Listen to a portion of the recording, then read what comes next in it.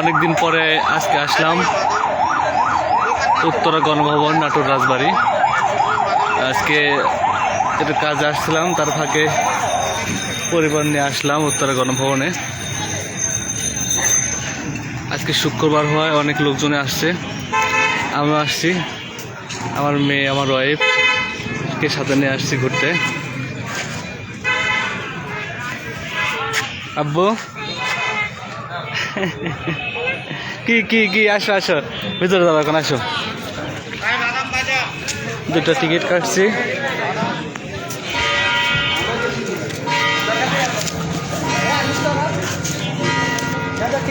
এটা গাড়ির টিকিট, এটা কাছে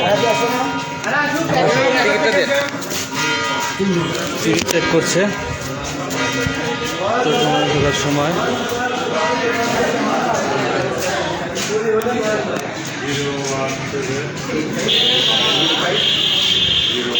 আমাদের মতন দর্শনার্থীরাও আসছে। একটু আগে আওয়াজ শুনতে পেলাম নাটোরের উত্তরা গণভবনের সেই ঐতিহাসিক ঘড়িটার বেল বাজলো, ঘন্টা বাজলো।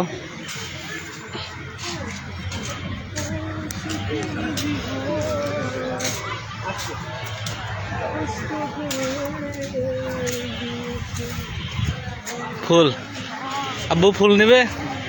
হ্যাঁ বাবা, টাটা দাও, টাটা দাও, টাটা টাটা, হ্যাঁ টাটা টাটা টাটা। ফুল ছিঁড়া যাবে না বাবা। চারিদিকে অনেক সুন্দর ফুলে সজ্জিত নাটোরের সে উল্লেখযোগ্য ঐতিহাসিক রাজবাড়ি। বিশাল দিঘি,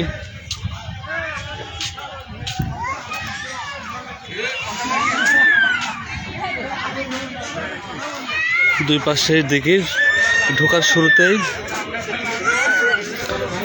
শুরুতেই দুই পাশে দুই দিঘি। অনেক স্কুল কলেজ থেকে স্টুডেন্টরা আসছে, আজকে শুক্রবারে ছুটি হয়, পিকনিক আসছে। ওইখানে দুইজন দেখা যাচ্ছে ছবি তোলা নিয়ে ব্যস্ত।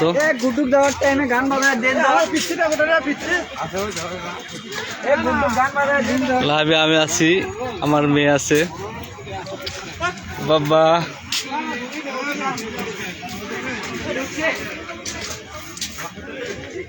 দূর দূরান্ত থেকে অনেক স্টুডেন্ট আসছে আজকে।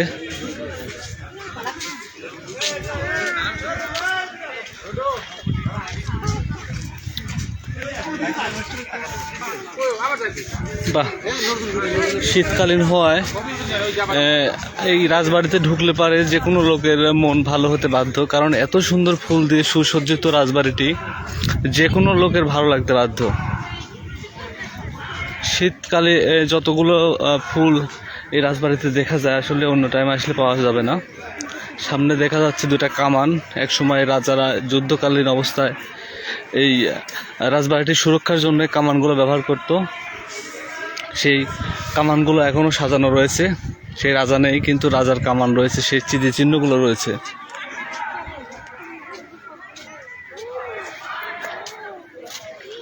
আমার সাথে যারা যুক্ত আছেন তারা আমার সঙ্গে থাকুন। আমি আজকে নিয়ত করেছি যে রাজবাড়িটা ঘুরে ঘুরে দেখাবো। রাজবাড়িতে আসা হয় না, আমার ওয়াইফের জোরাজোরিতে আসলাম। আব্বু ফুল নেবা? এটা কি ফুল?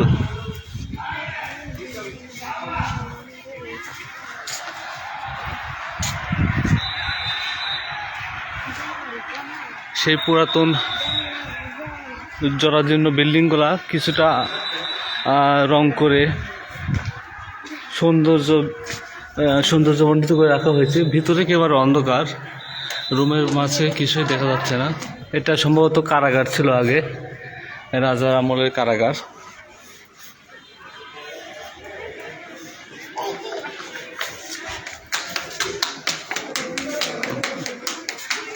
আমার মেয়ে খুবই আনন্দিত।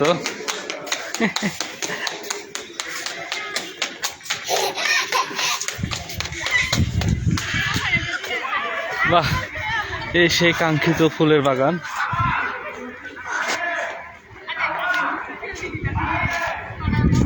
পাশেই সবাই সেলফি উঠতে ব্যস্ত। আসো।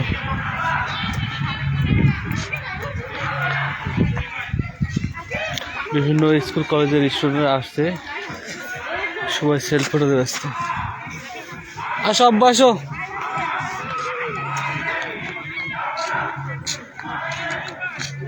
আচ্ছা,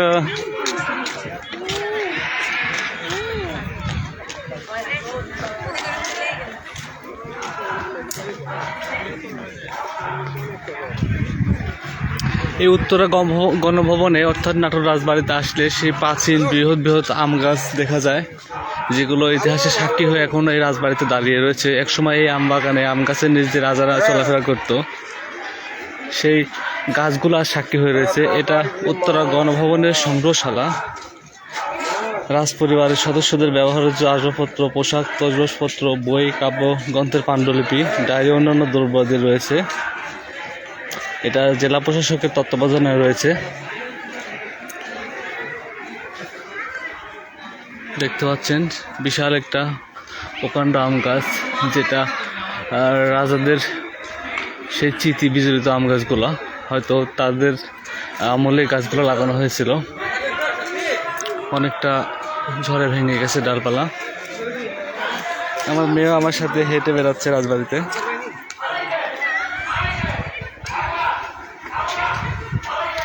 পুরাতন বিল্ডিংগুলোর গায়ে প্রাচীন নকশাগুলো দেখলে বোঝা যায় যে আগেকার যুগের স্থাপত্য শিল্পগুলো কতটা উন্নত ছিল। দেখতে পাচ্ছেন, এটাই হচ্ছে এই রাজবাড়ির মূল প্রাসাদ, দ্য মেইন প্লেস। এখানে বিস্তারিত লেখা আছে। 1736 সালে এই ভবনটি দীঘাপতি রাজ্যের প্রতিষ্ঠাতা রাজা দয়রাম রায় 1680 থেকে 1760 সর্বপ্রথম নির্মাণ করেন। ভাবা যায় কত পুরাতন রাজপ্রাসাদ। এই প্রাসাদটি রাজাদের প্রশাসনিক ভবন ও শয়নকক্ষ হিসেবে ব্যবহৃত হতো। রাজা দয়রাম এর চতুর্থ বংশধর রাজা প্রসন্ননাথ রায় 1826 থেকে 1861 খ্রিস্টাব্দের দিকে এই রাজবাড়ির সুরম অট্টালিকা, বাগান, মন্দির প্রভৃতি নতুন করে নির্মাণ করেন। এই মূল ভবনটি 1897 সালের ভূমিকম্পে ক্ষতিগ্রস্ত হয়। তৎকালীন দীঘাপতিয়ার ষষ্ঠ রাজা প্রমোদনাথ রায় বর্তমান প্রাসাদটি পুনর্নির্মাণ করেন। আইন প্রণয়নের মাধ্যমে জমিদারি প্রথা উচ্ছেদের ফলে রাজপরিবার এটি ছেড়ে কলকাতা চলে যায়। পাকিস্তান সরকার 1966 সালে এই রাজবাড়ি অধিগ্রহণ করে এবং 1967 সালে পাকিস্তান সরকার এটিকে গভর্নর হাউস হিসেবে ঘোষণা করে।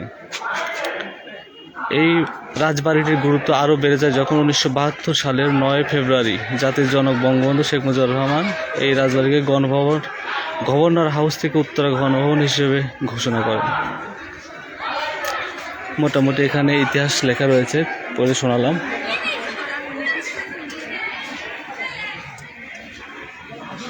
এটাই মূল রাজপ্রাসাদ রাজবাড়ির। আমার মতন সবাই ছবি তুলতে ব্যস্ত। প্রবেশ নিষিদ্ধ।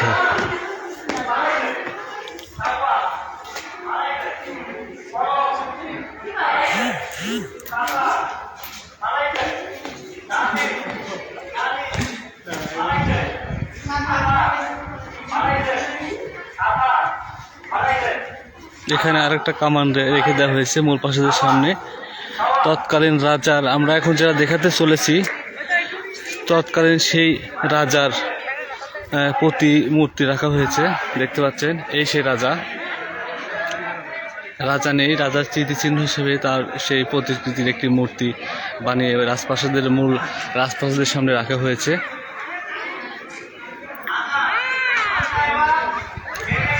পাশেই এই রাজপ্রাসাদের মাঝে দেখতে পাচ্ছি আমরা একটা বিএনসিসি ট্রেনিং ক্যাম্প।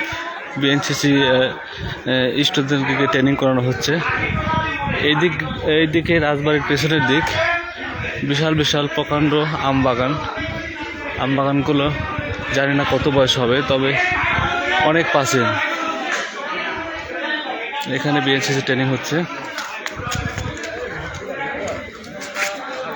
আমার মেয়ে মনের আনন্দে রাজবাড়ির মাঝখান দিয়ে দৌড়াদৌড়ি করে বেড়াচ্ছে।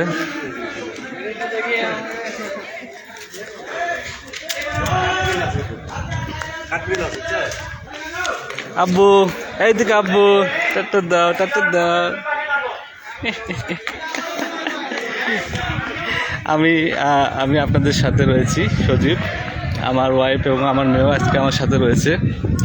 সবাইকে নিয়ে আজকে ছুটির দিনে রাজবাড়িতে আমি অনেকবার এসেছি, তবে ফ্যামিলি নিয়ে ওভাবে আসা হয় নাই। তো আজকে ফ্যামিলি নিয়ে আসছি ঘুরতে। এটা রাজবাড়ির পেছনের দিকে অনেক রমণী আসছে।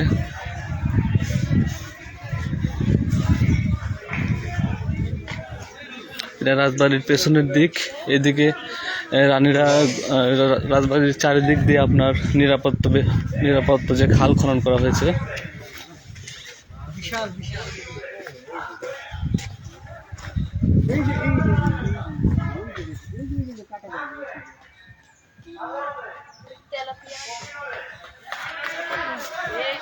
পাশে ওই সাইডে আছে ঘাট, যে ওই ঘাটে এসে আগে রানীরা এখানে গোসল টোসল সারতো।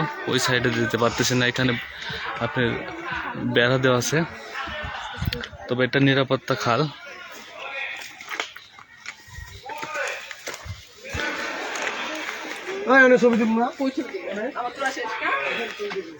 এটা পাচ্ছি না বলে, হয়তো অস্ত্র টস্ত্র রাখার জন্য এটা ব্যবহার হতো। ওইদিকে সাইডে দেখা যাচ্ছে নিরাপত্তার কাজে ব্যবহার হতো আগে রাজার আমলে। ওইদিকে আপনার সবসময় নিরাপত্তা সৈনিকরা ওইদিকে থাকতো। এবং এই যে আমরা খাল খনন দেখতে পাচ্ছি, এই খালের ওই পাশে নিরাপত্তা চৌকি রয়েছে অনেকগুলো। প্রতিটায় আগেকার যুগে রাজার আমলে নিরাপত্তার জন্য প্রহরী নিযুক্ত থাকতো। এবং ওইটার পরে এই খালগুলো ছিল। দেখতে পাচ্ছেন কত পুরাতন আম গাছ।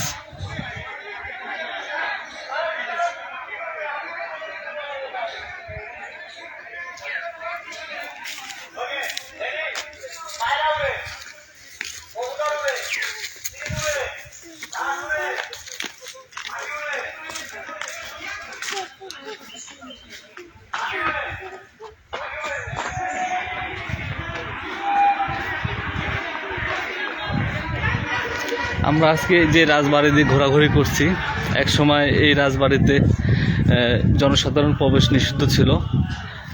নাটোরের ডিসি তত্ত্বাবধানে আসার পর থেকে রাজবাড়িটি সবার জন্য উন্মুক্ত করেছে। তবে এর ভিতরে যে মূল ভবনগুলো রয়েছে, এগুলোতে প্রবেশ এখনও নিষিদ্ধ। এগুলোতে আমরা সর্বসাধারণ জনগণ সহজে ঢুকতে পারি না। এটা রাজবাড়ির একেবারে পেছনের অংশ। এটা সেই রাজমহলের রানীদের ব্যবহার হতো। এই যে পেছন দিক দিয়ে ওইদিকে ঘাট বাঁধাই করা আছে, ওইখান দিয়ে তারা এখানে গোসল করতো কিংবা বসে থাকতো, আড্ডা দিত। এদিকে যাওয়া যাবে না, আটকানো।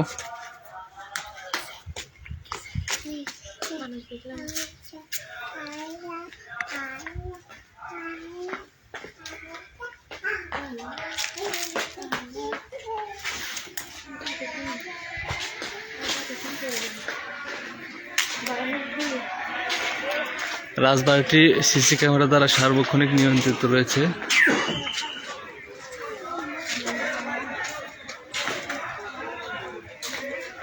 আমাদের মতন অনেকে পরিবার নিয়ে এসে দেখতে পাচ্ছে রাজবাড়িটি সিসি ক্যামেরা দ্বারা সার্বক্ষণিক নজরদারিতে রয়েছে। চিন্তা করা যায়, একসময় আমরা যেদিক দিয়ে হাঁটাহাঁটি করছি, এই দিক দিয়ে রাজারা হাঁটাচলা করতো, রাজার পরিবার থাকতো। তারা এখন কোথায়? তবে তাদের স্মৃতিচিহ্ন রয়ে গেছে রাজবাড়িতে। রাজবাড়িটি অনেক বড়। ওই দিকে আছে আপনার চিড়িয়াখানা রয়েছে, যেখানে হরিণ, অনেক রকমের পাখি, পশু পাখি, অনেক আর কি জন্তু জানোয়ার রাখা হয়েছে। আর এদিকে মূলত মূল প্রাসাদ, এদিকে ফুলের বাগানগুলো রয়েছে, আম বাগান।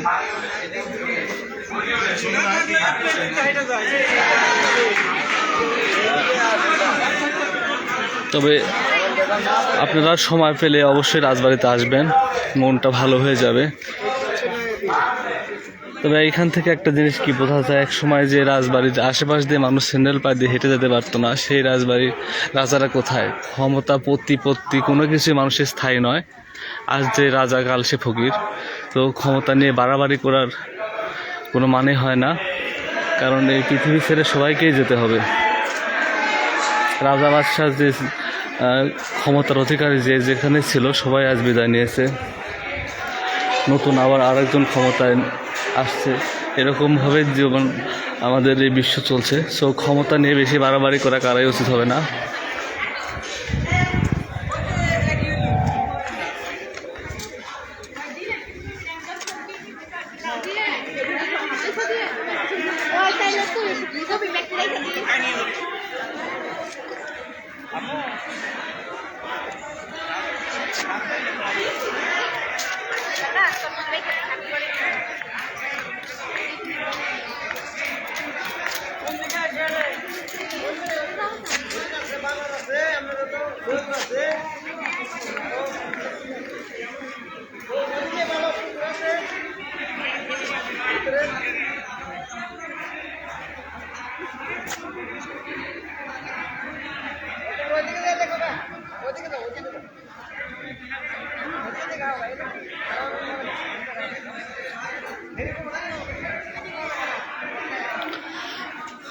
এতক্ষণ আমার সাথে যারা ছিলেন সবাইকে অসংখ্য ধন্যবাদ। আমার ফোনে চার্জ নেই, তো এই কারণে মূলত আমি লাইভ থেকে বের হয়ে যাচ্ছি। সবাই ভালো থাকবেন, আল্লাহ হাফেজ।